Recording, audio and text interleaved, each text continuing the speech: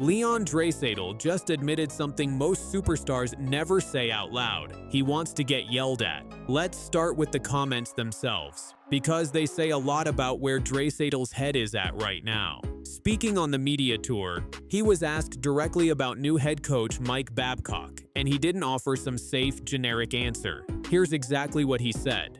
"I think he's got a very clear plan, and I think he holds guys accountable. And I think to him, it's not about who it is when it comes to accountability, you know? We're looking to be coached. We're looking to get better. And I sometimes deserve to be yelled at too, just like anyone else does." Think about what that actually means coming from one of the best players in the world. Draisaitl isn't asking for special treatment. He's saying the standard should apply to him exactly the same way it applies to the fourth-line guys. That's a notable thing for a superstar to say publicly, and it tells you he's not just tolerating a demanding coach, he's actively asking for one. He kept going, and his tone stayed just as direct. "I think he's just going to bring a different attitude and a different mentality to our group. I think it's exactly what we need right now. I think he's going to bring something different, a different look. Everyone's very excited about it and looking forward to working with him." That's a full team buy-in signal, not just a personal opinion, and it's exactly the kind of public statement that sets a tone before training camp even opens. This hire itself is worth understanding, because it wasn't a routine coaching change. Babcock was effectively pushed out of the league back in 2023 following allegations that he had looked through the personal devices of Columbus Blue Jackets players in a way that crossed clear lines. That situation ended his tenure there and left his coaching future genuinely uncertain. 3 years later, he's back behind an NHL bench, and the reporting around this hire points to something specific. Edmonton's own top players were among those who wanted him. This wasn't simply a front office decision handed down to the roster. The stars in that room reportedly pushed for exactly this kind of demanding, no-exceptions coaching style, believing it's what the team has been missing. That detail matters because it flips the usual dynamic. Normally, a front office hires a coach and hopes the players respond to him. Here, the players appear to have wanted this specific voice in the room before a single game has been played. Draisaitl wasn't alone in that sentiment either. Captain Connor McDavid voiced similar support for Babcock earlier in the summer, meaning this isn't just one player's opinion. It's coming from the very top of the roster. So why does a team with this much talent feel like it needs an accountability-first coach? Draisaitl gave a pretty honest answer to that question too. And it wasn't the usual coach speak about bad luck or a tough schedule. He said plainly, "I do think that we never were able to really grab and find our game throughout 82 games." That's a significant admission. This isn't a rebuilding team searching for an identity for the first time. This is a roster that's been to the Stanley Cup final and still couldn't settle into a consistent style over an entire season. He explained the reasoning further. "You see it every year. The teams that are good, there's a pattern that they create and build over 82 games. They know what their game is. And I think we kind of missed that.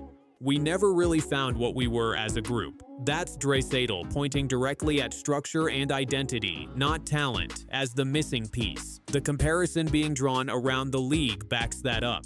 The Carolina Hurricanes, who won the Stanley Cup, have built their entire identity under Rod Brind'Amour around a specific, relentless style of play that doesn't change from October to June.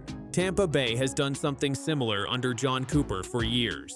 Those are the models Edmonton is being measured against. And the belief inside the room seems to be that Babcock is the guy who can actually install and enforce that same kind of week-to-week, game-to-game consistency. There's a second storyline running alongside all of this, and it might matter just as much as any coaching change. Draisaitl himself is coming off a genuinely rough season health-wise. He played only 65 games last year, his lowest total in any full NHL season of his career. He missed the entire final month with a lower body injury before returning for the playoffs. Even banged up, he still found a way to score in all 6 playoff games against Anaheim before Edmonton was eliminated in the first round.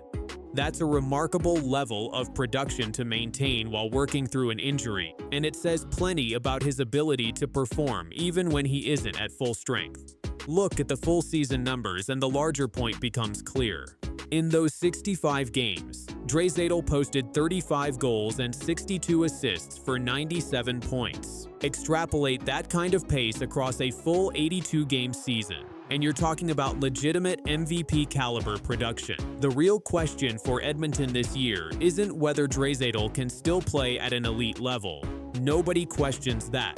It's whether he can stay on the ice for 75 or 80 games instead of 65. Because when he's out of the lineup, everyone else on the roster has to absorb extra responsibility, and that tends to snowball quickly across an entire season. That's actually where Babcock's job gets interesting beyond just enforcing accountability. Draisaitl doesn't need to be taught how to score goals or run a power play. He's already elite at both. What a more structured, better defending team can do is take some of the burden off him individually, so he isn't forced to solve every single problem himself on a nightly basis. If that happens, it could genuinely help keep him fresher and healthier deeper into the season. Put all of this together, and you get a picture of an organization trying to fix something more fundamental than just talent. Edmonton already has two of the best players on the planet in Draisaitl and McDavid. What they've been missing is the structure and consistency that turns star power into an actual identity over 82 games. The odds reflect that expectation, too.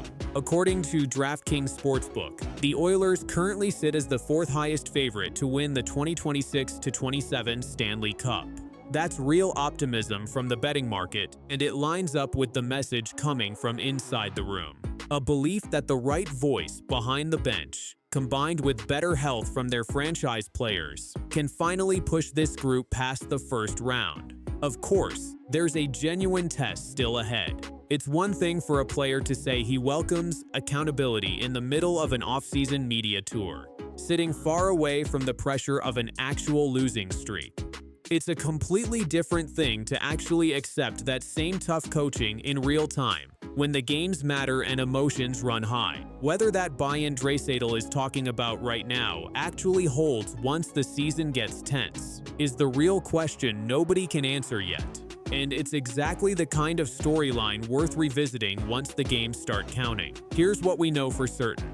Draisaitl has publicly endorsed Mike Babcock's demanding, accountability-first approach, and he wasn't alone. McDavid backed the hire too. Edmonton's own admission is that last season lacked identity and consistency across all 82 games, and Draisaitl himself is hoping a healthier campaign, after playing just 65 games last year, can help change that.